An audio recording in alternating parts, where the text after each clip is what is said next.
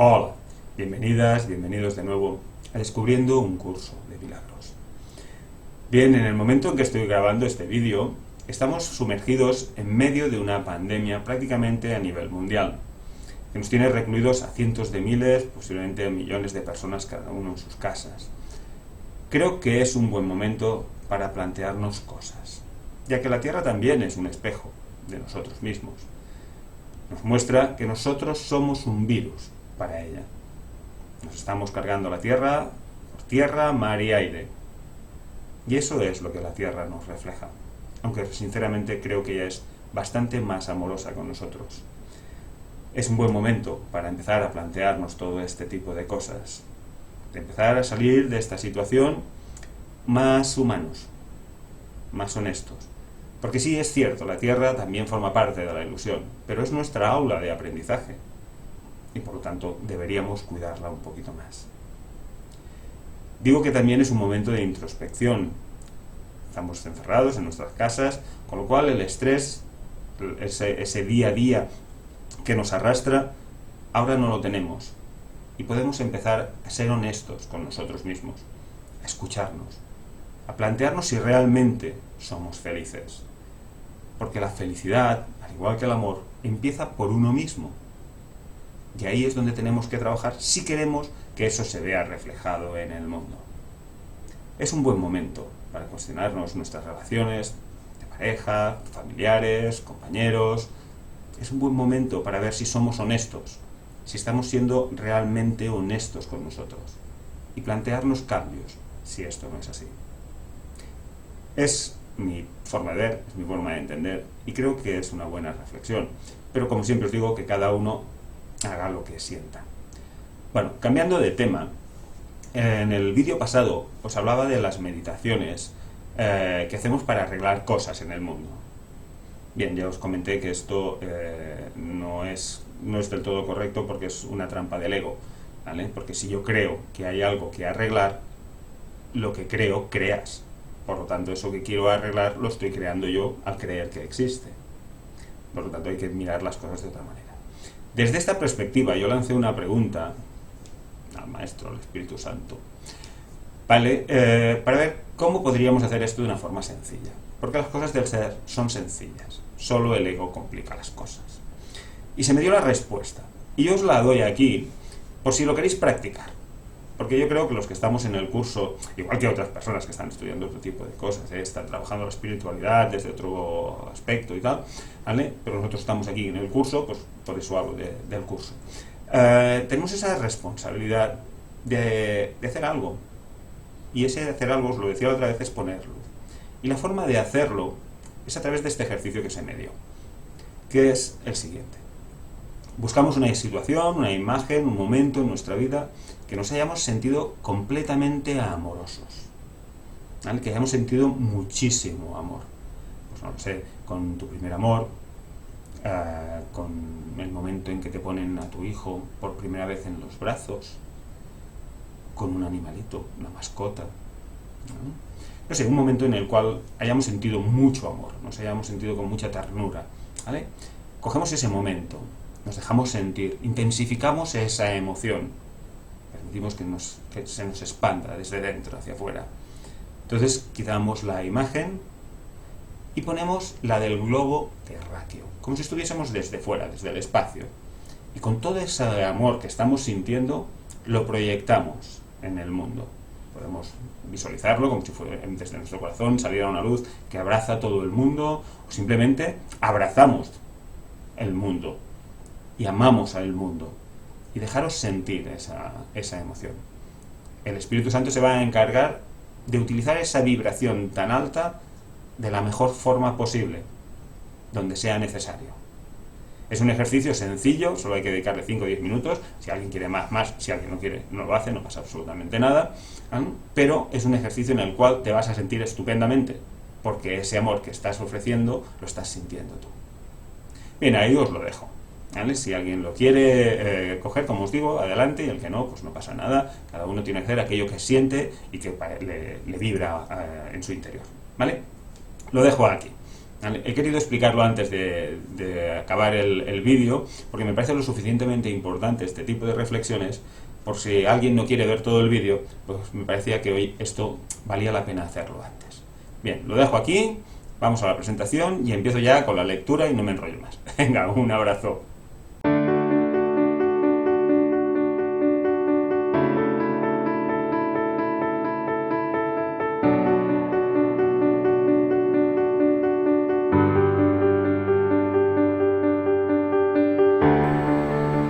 Bien, ya estoy de nuevo aquí. Vamos con la lectura de este subcapítulo número 6 del capítulo 3, que dice los juicios y el problema de la autoridad, y reza de la siguiente manera. Hemos hablado ya del juicio final, aunque no con gran detalle. Después del juicio final no habrá ningún otro. Bien, ya os dije en su momento que es cuestión de cambiar el orden de las palabras. Y en vez de hablar del juicio final, podemos hablar del final del juicio, con lo cual se entiende bastante mejor. ¿Vale? En el cielo no hay juicios. ¿Vale? Hay un estado de ser, un estado de unidad, y por lo tanto el juicio no tiene ningún sentido. Porque el juicio implica percepción, ¿vale? Implica dualidad, implica que hay dos. Por lo tanto, implica separación. Dice, dicho juicio es simbólico, porque más allá de la percepción no hay juicios, como os estaba diciendo. Cuando la Biblia dice, no juzguéis y no seréis juzgados, lo que quiere decir es, si juzgas la realidad de otros, no podrás evitar juzgar la tuya propia. Porque si somos uno solo, ¿vale? Cada vez que estoy juzgando, al único que juzgo es a mí. Por lo tanto, no tiene ningún sentido. Por otro lado, en el mundo de la forma, cuando yo juzgo a alguien, la emoción que este juicio me genera la estoy sintiendo yo. Y por lo tanto, me estoy juzgando a mí mismo. Me estoy maltratando de alguna manera a mí mismo. Y por lo tanto eso no es amoroso. Sigo. La decisión de juzgar en vez de conocer es lo que hace que nos perdamos la paz. Bien, cuando nosotros decidimos juzgar es porque estamos decidiéndonos por el mundo de la forma y de la percepción. Cuando empezamos a entrar en el mundo de la separación, ahí nuestra paz en la unidad se pierde.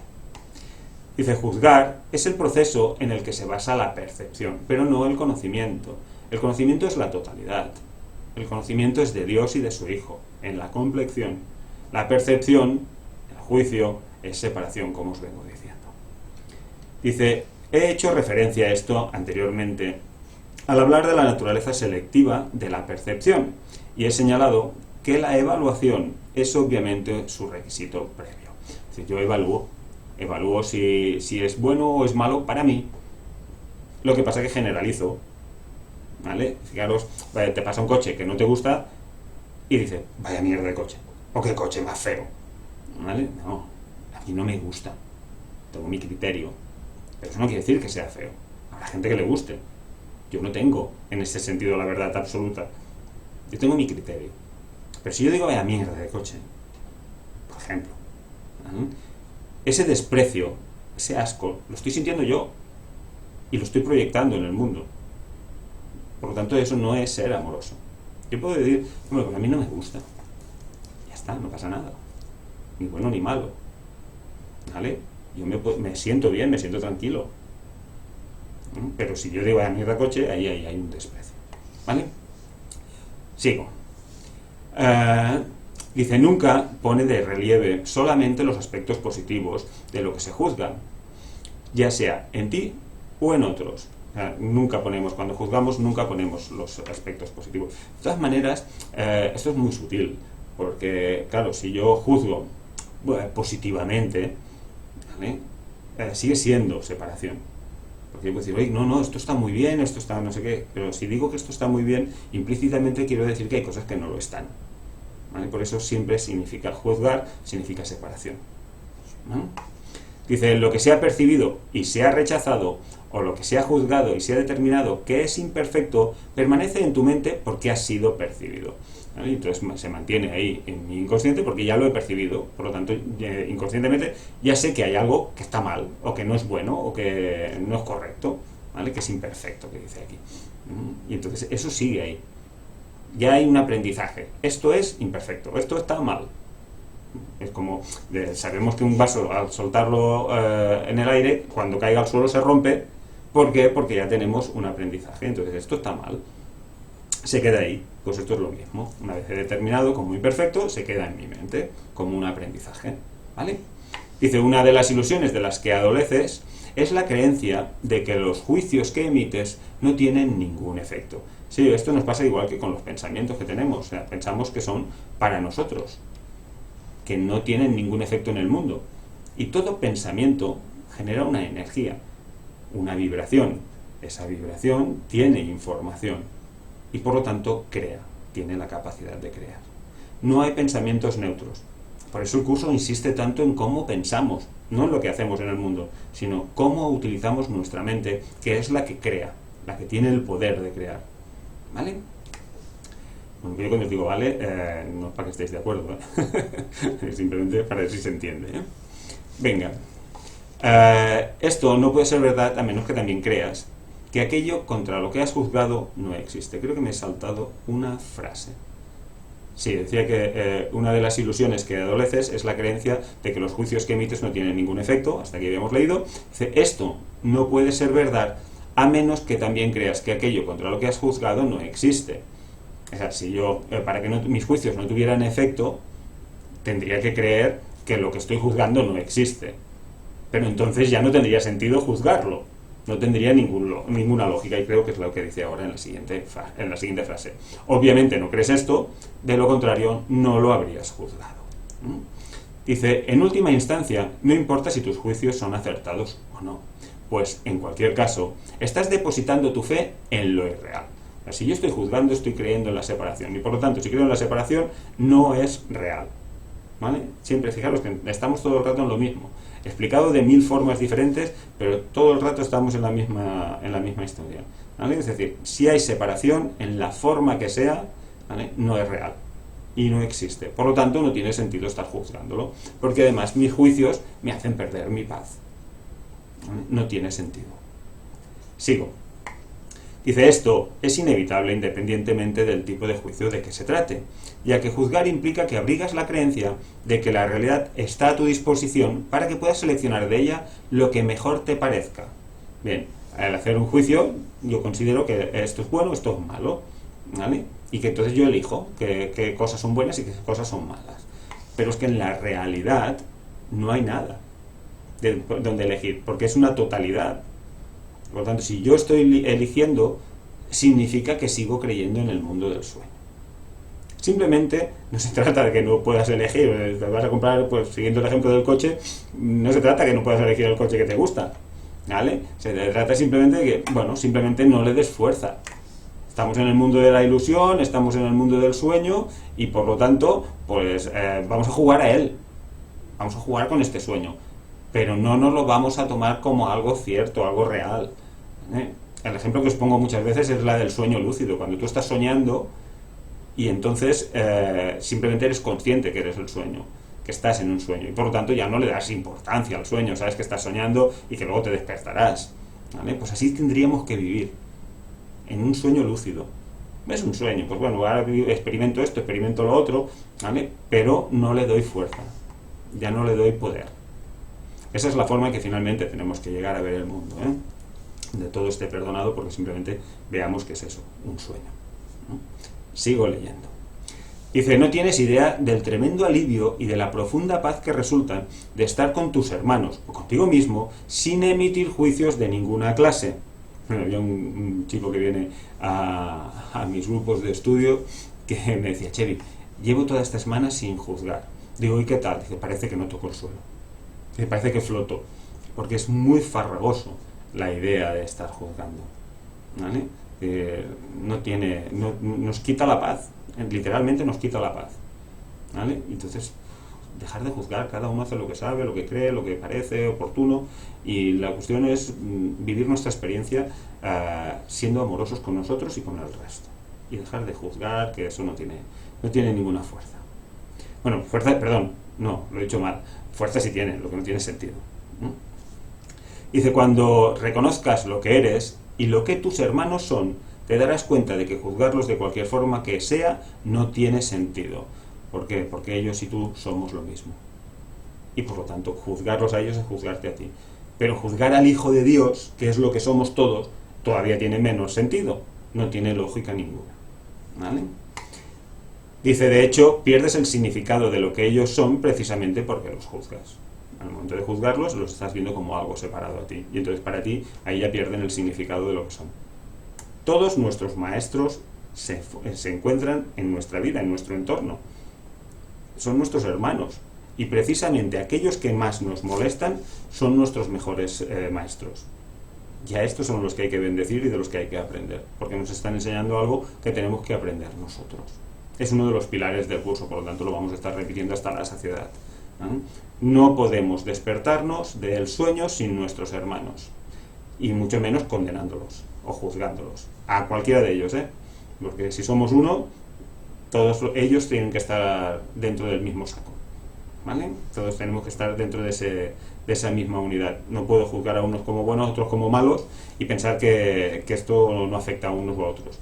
Si somos una unidad, cualquier parte de la afiliación que yo esté juzgando, lo estoy juzgando a la totalidad. Esto tiene unos carices muy amplios, pero poquito a poco lo iremos integrando, ¿vale? Todavía vamos por capítulo 3. Venga, sigo.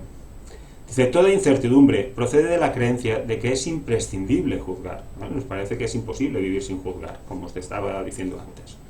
Dice, no tienes que juzgar para organizar tu vida. Y definitivamente no tienes que hacerlo para organizarte a ti mismo. O sea, si soy el Hijo de Dios, si soy un ser perfecto, lo que no tiene sentido es juzgar. Porque, como os vengo diciendo, me hace perder mi paz, y si lo que vengo a aprender es a amar y a perdonar, para liberarme de mi culpabilidad, lo que no puedo es acrecentarla a través de mis juicios, ni hacia mí ni hacia los demás. ¿Vale? Vives la vida y vives el momento y aceptas lo que te está sucediendo. A ver, cuando digo aceptas lo que te está sucediendo, no quiero decir que aguantes a alguien que te esté maltratando. No estoy diciendo eso, pero aprende que tú no te estás haciendo respetar. O te separas de ese hermano, lo bendices porque te ha enseñado a hacerte respetar y ya está, ¿vale? Pero no confundamos, que la línea de la sumisión muchas veces es muy fina y la gente la confunde. Y si es un sacrificio, algo estás haciendo mal, ¿vale? Sigo. Dice, en presencia del conocimiento, todo juicio queda automáticamente suspendido. Y este es el proceso que le permite al conocimiento reemplazar a la percepción.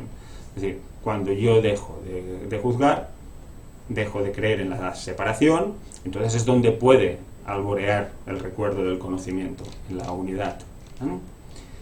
Dice, tienes miedo de todo aquello que has percibido y te has negado a aceptar, ¿no? Todo aquello que me parece que está separado de mí, me lo miro con recelo, ¿vale? Y si os parece que esto no es así, fijaros cuánta gente, incluso familiares, un día tienen una pelotera, un cabreo, y dejan de hablarse. Y no vuelven a hablarse más, ¿vale? Y no importa que hubiesen llevado 20 años de una amistad extraordinaria, solo ese momento es suficiente para romper con todo ello. Por eso estamos con la gente mientras creemos que podemos sacar algo de ellos. Que me quieran, que estén conmigo, que sean amigos, ¿vale? Eso es la forma que tiene ver el ego. Cuando lo miras desde el estado de ser, todos son extraordinarios. Todo el mundo es maravilloso. Y el que hace algo que te molesta, sabes que a ese es al que más atención le tienes que prestar, porque te está enseñando algo. Sigo. Dice, crees que por haberte negado a aceptarlos, has perdido el control sobre ello, ¿vale? Es decir, que en el momento que estoy percibiendo, estoy en la separación. Y además, sabéis que lo digo muchas veces, porque el curso lo repite, o sea, lo que percibo es lo que yo proyecto. O sea, lo que no me gusta de mí lo proyecto fuera, luego lo veo fuera y ya tengo a quien culpar. Por lo tanto, si yo pienso que eso es así, como dice aquí, he perdido el control sobre esto. Y pienso que las cosas que me pasan o lo que hacen los otros no tienen nada que ver conmigo, cuando no es así. Todo es tu proyección. Sigo. Por eso es por lo que lo ves en pesadillas, o disfrazado bajo apariencias agradables en lo que parecen ser tus sueños más felices. Es decir, todo es separación. Todo es separación. O sea, tanto lo que parece que te hace feliz como lo que te parece incomodar o te molesta o te hace perder tu paz, todo es separación. Este mundo es irreal, no es cierto. Ahora, hemos de utilizar este mundo para aprender qué es lo que somos. Y con ello, eso es lo que hablamos del milagro, ese acto de amor y de perdón. Cuando los vemos a todos, ¿vale? Como a nosotros mismos. Trata a tu hermano como te gustaría que te tratasen a ti. Esto ahí tiene un sentido brutal. Y si somos capaces de llegar a ese extremo, ¿vale? Nuestra vida y el mundo entero va a cambiar, pero muy rápido. Claro, mientras vayamos cada uno con nuestros egos gorditos pensando que los malos son los demás, pues no. Y dice incluso los sueños felices, ¿eh? Si es un sueño, no es real. Y si lo que me hace feliz es tener no sé cuántos millones en el banco, ¿vale? Es porque creo que este mundo es real y que necesito tener no sé cuántos millones en el banco, ¿no? Es decir, eso no quiere decir que si los tienes no seas espiritual, ¿eh? Porque la gente se cree que la riqueza está reñida con la espiritualidad. No tiene por qué. Si tú te aferras a eso, a lo mundano, entonces estás perdiendo tu parte del ser. Pero aparte de eso, no importa, ¿eh? Porque hay gente que parece que si tiene dinero no puede ser espiritual. Y de hecho, todos somos espirituales viviendo una experiencia física. Sigo. Dice, nada que te hayas negado a aceptar puede ser llevado a la conciencia. Si lo niego, no puedo tomar conciencia de ello, ¿vale? Primero tengo que tomar conciencia de que lo que estoy viendo, de lo que estoy experimentando no es real. Y entonces a partir de ahí puedo trabajar. Puedo ver cómo mi miedo es falso, cómo mi ilusión en la separación es falsa. Pero primero tengo que llevarlo a la conciencia, porque si no lo tengo ahí en mi inconsciente, está ahí aletargado y no puedo sanarlo, ¿vale? Por eso digo que el miedo, la rabia, el odio, no se trata de esconderlos. Se trata de sacarlos y verlos, mirártelos de cara a cara, qué es lo que me está generando esto, qué me está enseñando esto, qué tengo que aprender de esto. No se trata de esconderlo, sino de mirarse el miedo. A mí cuando la gente te dice, no, yo esto ya pasó, no, yo ya no, malo, te estás autoengañando. Cuando estás en paz, lo sientes. ¿Por qué? Porque te has mirado tus conflictos, tus miedos de cara y los has sanado. Has visto que no eran reales o que era un juicio errado de una circunstancia. Y entonces cambias, pero hay que sanarlo, no hay que esconderlo, que es lo que hace muchísima gente.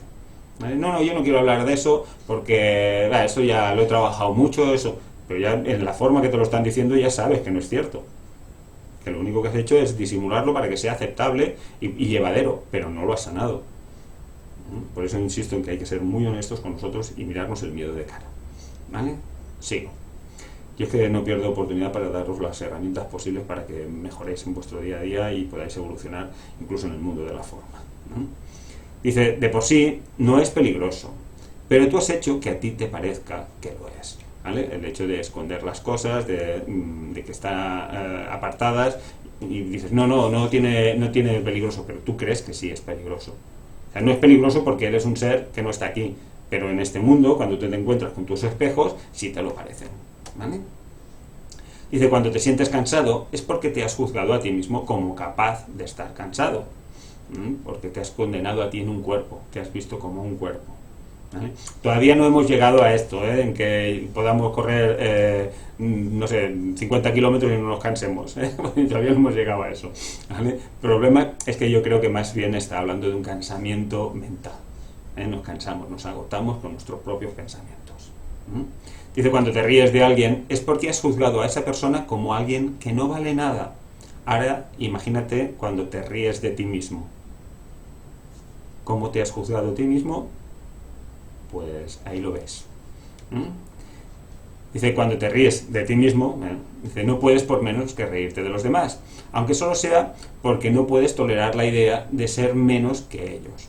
Te consideras inferior, pero para no mostrarte inferior también te ríes de los demás. Esto es algo que se ve muy a menudo, ¿eh? Hay mucha gente que se va riendo de los otros o acusando a los otros constantemente o señalando sus errores, ¿vale? Para no verse sus deficiencias a sí mismos, porque eso les da pánico.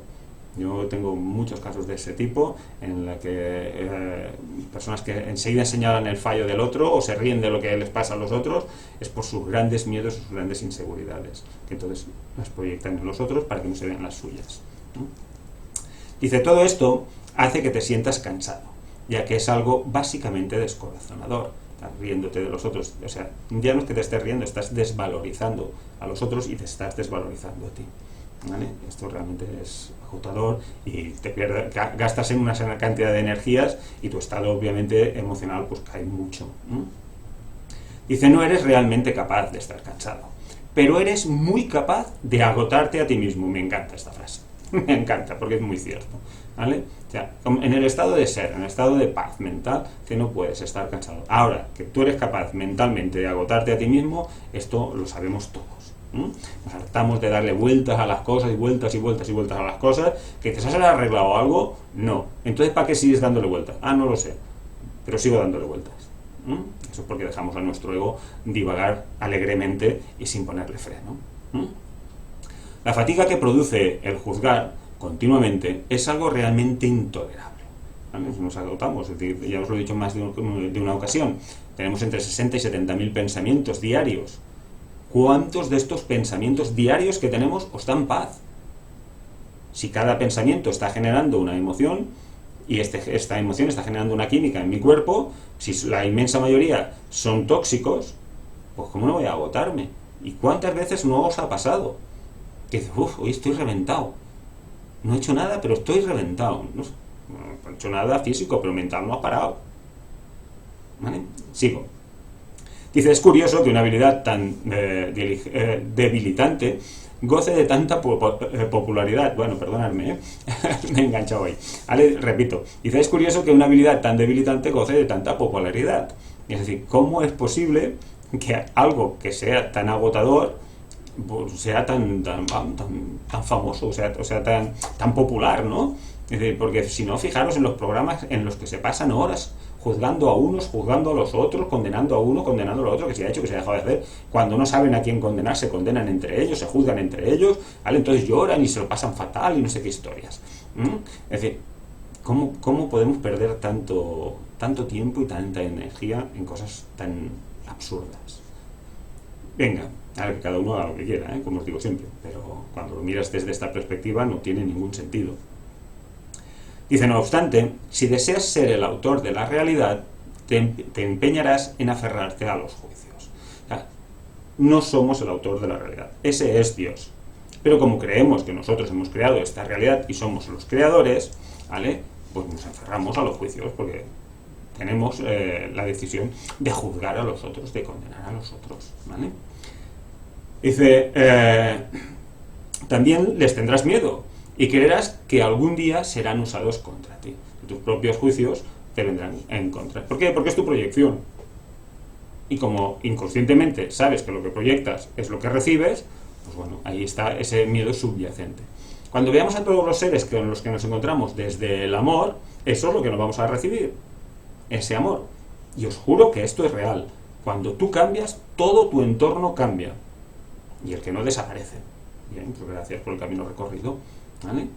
Pero entonces tú vas por el mundo y te encuentras por la gente pues súper amable, súper cariñosa, súper atenta. ¿Quién ha cambiado? ¿El mundo? No, has cambiado tú. Y por lo tanto lo que estás proyectando es otra cosa. Por eso es tan importante nuestras relaciones.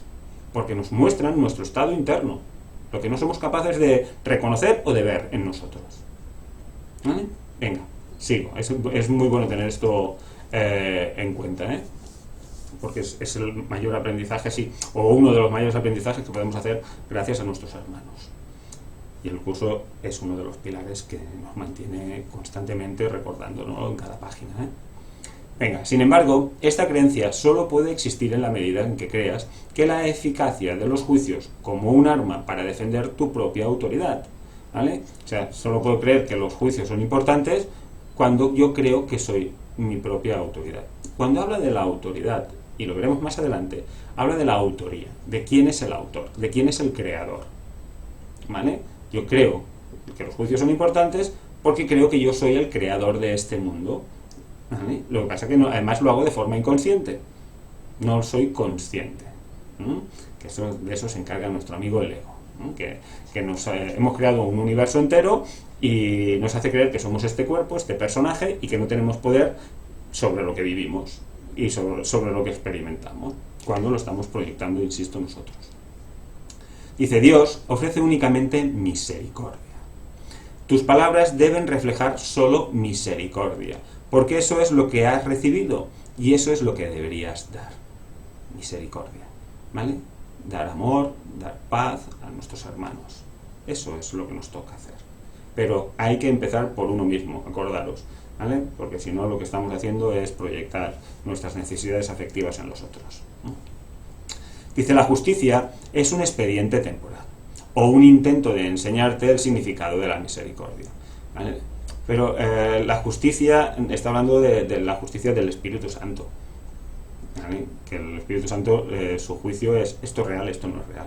Este es el juicio del Espíritu Santo, ¿vale? Y por eso dice que es temporal. Cuando despertemos el juicio ya no tiene ningún sentido. Dice, es juzgadora únicamente porque tú eres capaz de cometer injusticias a nivel de forma. En el estado de ser es imposible, ¿vale? Y las injusticias las cometemos contra nosotros mismos, como os vengo diciendo, a través de nuestras proyecciones.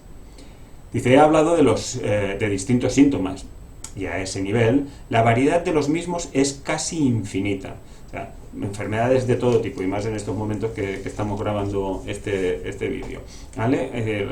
Los síntomas son tantos como te quieras imaginar, tantos conflictos como quieras creer, pero en realidad nada de ello es real, y si existen es porque nosotros, en nuestra mente, estamos enfermos al creer que nos hemos separado de nuestra fuente, y eso es lo que se refleja constantemente. La base de la enfermedad es el miedo, en cualquier forma que se exprese. Es cierto que a veces es muy sutil y no somos capaces de verlo, y gracias entonces al síntoma puedo darme cuenta de que tenía ese miedo ahí subyacente y que no lo estaba viendo o no me lo estaba mirando de cara. O sea, que todo tiene su posibilidad de verlo de otra manera. Dice, todos ellos, esos síntomas, tienen no obstante una sola causa: el problema de la autoridad. Insisto, cambiar autoridad por autoría, el autor, ¿vale? El problema es, con la autoridad quiere decir que crees que eres tú el creador de tu experiencia. Si creyéramos realmente que es Dios, que es nuestro creador y es el autor, ¿vale? La autoridad, no podríamos creer que este mundo es real, porque Dios es amor, es totalidad, y su Hijo, por lo tanto, es todo amor, es totalidad, no es parcialidad, separación. Dice, esta es la raíz de todo mal. Cada síntoma que el ego inventa es una contradicción debido a que la mente está dividida entre el ego y el Espíritu Santo, de tal modo que cualquier cosa que el ego haga es parcial y contradictoria, porque, insisto una vez más, el ego es separación. Y entonces, si yo estoy en mi ego, voy a estar viendo separación y voy a ver conflictos, ¿vale? Si estoy en el estado de ser, estoy en mi mente enfocada al Espíritu Santo, solo puedo ver amor. El curso lo dice, en este mundo solo hay dos tipos de personas: las que dan amor y las que piden amor. Entonces, si la persona que tienes delante no está amorosa, te está pidiendo amor. Entonces, ¿cómo tienes que actuar? Amorosamente. El ego te dice que no, que hay que atacar para defenderse, etcétera, etcétera. El amor es la mejor defensa contra todo, aunque el ego te vaya a decir que no. Pero os digo que sí. Como decían los antiguos coptas, el amor salva todos los abismos. Dice, esta posición insostenible es el resultado del problema de la autoridad, que al aceptar como premisa el único pensamiento inconcebible, solo puede producir ideas que a su vez son inconcebibles. Bueno, el único pensamiento inconcebible es el pensamiento de estar separado de tu fuente. Ese es el primer pensamiento ilógico, y de ahí vienen y se derivan todos los otros, ¿no? A partir de ahí tienes ideas inconcebibles, que no tienen lógica, ¿vale? O sea, no pudimos separarnos de Dios, porque Dios nos creó perfectos y nos creó en Él. Y entonces, si nos creó en Él, no puede estar sin Él. No tiene lógica, te lo mires por donde te lo mires, ¿vale? Dice, el problema de la autoridad es en realidad una cuestión de autoría, como se ha ido comentando ya antes. Cuando tienes un problema de autoridad, es siempre porque crees ser tu propio autor y proyectas ese engaño sobre los demás, ¿vale? Te proyectas en los otros, lo que os estaba diciendo antes. O sea, crees en la separación, dicho de otra manera. Y entonces aquello que no te gusta de ti lo proyectas en los demás, y ya tienes a quien culpar, ¿vale? Cuando en realidad es tu propia proyección. Dice, percibes entonces la situación como una en que los demás están literalmente luchando contigo para arrebatarte tu autoría, ¿vale? Inconscientemente es como que yo he creado este mundo y por lo tanto yo soy el creador, pero claro, viene de otro lado y resulta que también es creador. Pues por lo tanto, oye, no, si el creador soy yo, ¿vale? Y lo peor es que esto lo hacemos a nivel inconsciente. Y entonces estamos ahí siempre batallando, ¿vale? Y siempre estamos con historias. A ver, no tiene sentido. Vamos a aprender a vivir desde el amor, desde la armonía, desde la coherencia, desde la honestidad, ¿vale? Y ahí, a partir de ahí, vamos a dejar que el mundo se refleje ese estado interno, ¿vale? Siempre estamos hablando de nuestra mente más que de los actos que hay fuera, ¿vale? Dice, este es el error fundamental de todos aquellos que creen haber usurpado el poder de Dios, ¿vale? Que hemos sido los creadores del mundo. Lo que pasa es que además el ego se encarga de hacernos creer que nosotros no hemos creado el mundo y que ha sido Dios, y que Dios por lo tanto es malvado por haber creado un mundo así, cuando simplemente hemos sido nosotros que hemos querido ser los creadores, que no teníamos suficiente con ser el Hijo de Dios, ¿vale? Lo que llamamos el especialismo, ¿vale? Que no, teníamos que ser nosotros los creadores, y claro, creamos desde la separación, y esto es lo que hacemos constantemente, ¿vale? Reforzamos esta idea de separación constantemente. Cada vez que hay algo que me molesta, cada vez que hay algo que me incomoda, cada vez que hay algo externo que creo que me hace feliz, estoy reafirmando la separación, ¿vale? Somos uno, por lo tanto me amo y amo a los demás, pero como a mí mismo, ¿eh? Pero el tema es lo que digo siempre, ¿ya te amas a ti mismo? Que ese es el gran problema muchas veces. Sigo leyendo. Esta creencia les resulta aterradora, pero a Dios ni siquiera le inquieta, porque sabe que no es cierto, jamás sucedió. En la eternidad el tiempo no existe, por lo tanto todo esto que está pareciendo suceder aquí, en realidad jamás pasó. Dice, él está deseoso, no obstante, por erradicarla, no como un castigo para sus hijos, sino tan solo porque sabe que les produce infelicidad, ¿vale? Si hubiésemos montado un mundo en el que fuésemos plenamente y completamente felices, Dios posiblemente ni se metería. Es vuestra decisión, pues ya está. Pero como lo que hemos creado no nos produce esa felicidad, ¿vale? No nos produce el estado que tenemos en el cielo, pues Dios lo que quiere es que despertemos, que volvamos a casa, que volvamos donde debemos estar, donde jamás nos hemos ido, ¿vale? Para ser felices, para tenerlo todo, para deshacernos de las necesidades y de los juicios.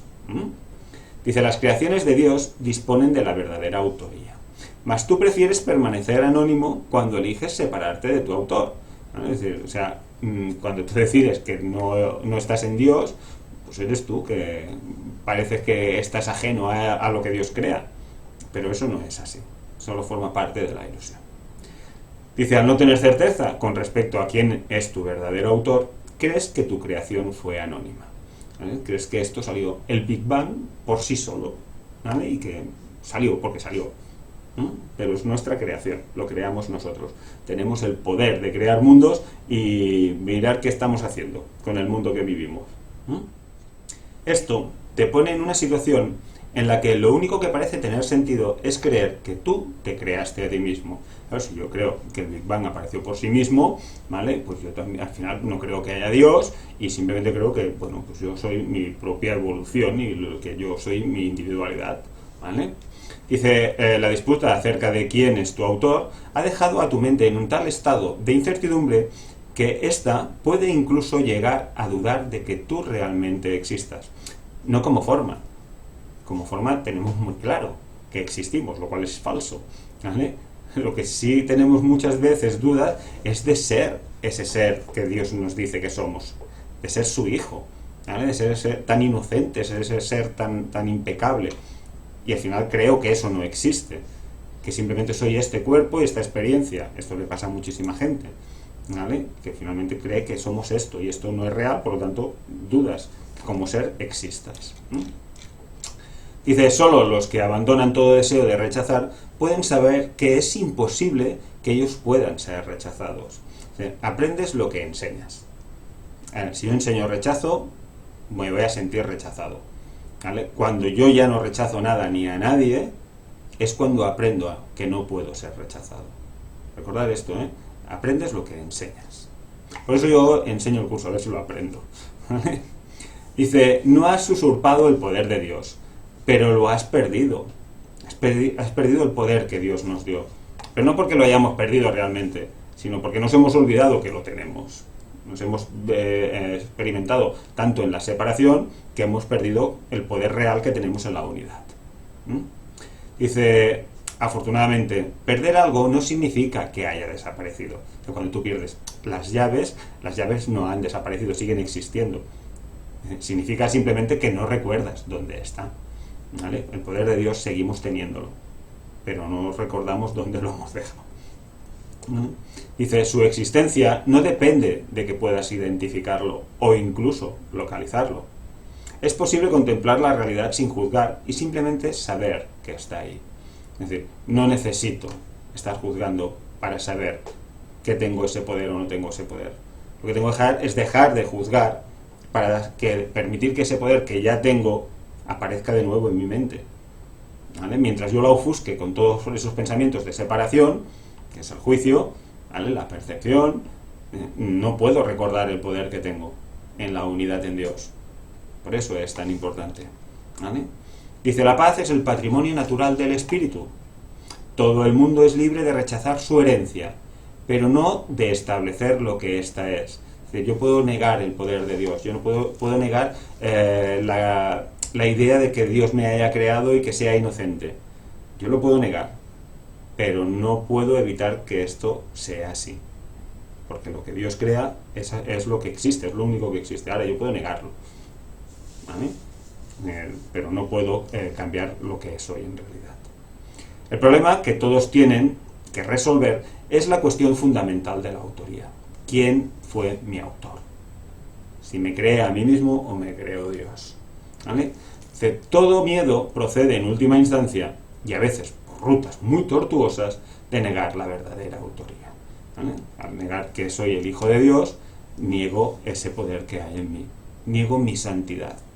Y entonces me empiezo a sentir culpable, me empiezo a sentir que tengo miedo, etcétera, etcétera. Hasta que me enfermo. Dice, la ofensa nunca es contra Dios, sino contra aquellos que lo niegan. No estás ofendiendo a Dios por no creer en Dios, ¿vale? Simplemente te estás ofendiendo a ti mismo, o estás ofendiendo a los que creen en la separación, a los que creen en la individualidad. No, en Dios no hay ofensa ninguna. Dice, negar su autoría es negarte a ti mismo la razón de tu paz, de modo que solo te puedes ver a ti mismo fragmentado, separado, en cuerpos, en individuos. Dice, esta extraña percepción es el problema de la autoridad, porque la autoridad, la autoría, el autor es Dios, y en Dios es solo unidad, no hay nada más que unidad, ¿vale? Conocimiento perfecto, amor perfecto, eternidad. Dios es el todo, pero junto con su Hijo. Aquí en la ilusión, no, en el mundo de la ilusión, donde nos hemos creído que nos hemos creado a nosotros mismos. A ver, aquí os podría explicar desde el principio del primer momento de la separación, ¿vale? Y explicar todo el proceso, que es donde radica todo este conflicto que nos está explicando. Pero entonces ya me extendería muchísimo más, ya me enrollo mucho. Ahora imagínate si encima os vengo a explicar ya otra vez todo esto. Pero en el fondo está hablando de ese primer momento en el que creímos que nos separábamos de Dios, ¿vale? Dice, no hay nadie que de una manera u otra no se sienta aprisionado. En este mundo, de la forma, si soy un cuerpo, tengo poco poder, aunque sea el hombre más millonario, ¿vale? Siempre voy a sentir que me falta algo, que no tengo todo el poder, que no tengo toda la capacidad, ¿vale? De hecho, la gente se cree que con la riqueza uno lo tiene todo, y no es cierto. Leí hace años un estudio en el que decían que los suicidios eran mayores entre los ricos que entre los pobres, porque llega un momento que ya no valoras nada de este mundo, lo tienes absolutamente todo y te das cuenta que no hay nada en este mundo real, realmente que te haga feliz, que todo es efímero, ¿vale? Que lo que te parece que te va a hacer feliz cuando lo tengas, al cabo de un tiempo ya te ha quitado esa felicidad, ¿vale? Entonces siempre estás como necesitado, siempre te sientes que no tienes poder como cuerpo, ¿vale? Dice, si ese es el resultado de su libre albedrío, tiene, por ende, que considerar que su voluntad no es libre, o de lo contrario, el racionamiento circular de esta premisa sería evidente. Es decir, si yo siento que me siento aprisionado en alguna manera, es porque creo que mi voluntad no es libre. Y por lo tanto, esta premisa dice, es el pez que se muerde la cola. O sea, tengo que poder cambiar mi premisa, o sea, tengo que cambiar mi forma de entender. O O sea, mi único libre albedrío es simplemente si voy a elegir con el ego o con el Espíritu Santo. Uno me da libertad, el otro me aprisiona. Uno me dice que soy un ser extraordinario, inocente, libre de toda culpa, y todos los demás también. El otro me dice que no, que soy culpable y que merezco castigo, y que los demás también, ¿no? Por lo tanto, por eso tengo que cambiar mi forma de pensar. Dice, el libre albedrío no puede sino conducir a la libertad, que es ese libre albedrío de elegir con el Espíritu Santo. Los juicios siempre aprisionan, ya que fragmentan la realidad en inestables balanzas del deseo. ¿No? O sea, el juicio siempre es entre lo que me parece bien y lo que me parece mal. Y entonces dice que está en las inestables balanzas del deseo. Que esto es uno de los temas que en algún vídeo os he comentado ya, que me preguntan si desear es bueno o es malo. ¿Vale? O sea, el tema no es si deseo es porque creo que no tengo, y por lo tanto es una necesidad. ¿Vale? Y dicen eso, ¿no? Dice, los deseos no son hechos. Un hecho, pues si tienes un hecho no es un deseo, ¿vale? Si deseas es porque no lo tienes.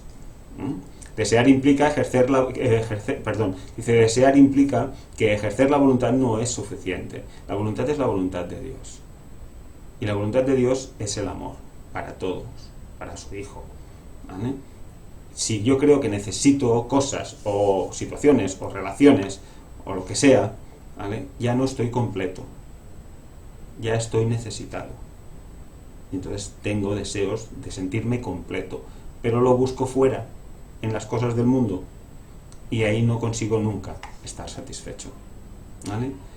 Sin embargo, nadie que esté en su mente recta podría creer que lo que desea es tan real como lo que su voluntad dispone. La voluntad es la voluntad de Dios. ¿Vale? Y si estoy en mi mentalidad recta, lo único que puedo desear es volver a casa. ¿Vale? Todo lo demás todo lo demás es efímero. Todo lo que me ofrezca este mundo va a desaparecer. No me voy a llevar nada, excepto el amor que dé, como os digo siempre. ¿Vale? Dice, en vez de busca primero el reino de los cielos, di, que tu voluntad sea antes que nada alcanzar el reino de los cielos. Y habrás dicho, sé lo que soy y acepto mi herencia. ¿Vale? Es decir, no tengo que ir a buscar el reino de los cielos, sino que mi voluntad sea alcanzar el recuerdo que ya se halla en mí del reino de los cielos. Y entonces dice, sé lo que soy tu hijo, y acepto mi herencia, que es la totalidad y la unicidad en el cielo. Así de simple, así de fácil. Luego viene el ego y lo complica muchísimo, ¿vale? Bien, hasta aquí el capítulo de hoy. Espero una vez más, como siempre, que os haya sido de utilidad, y si os apetece, nos vemos en el próximo, a ver si se puede hacer mejor. Venga, hasta ahora, un abrazo y nos vemos.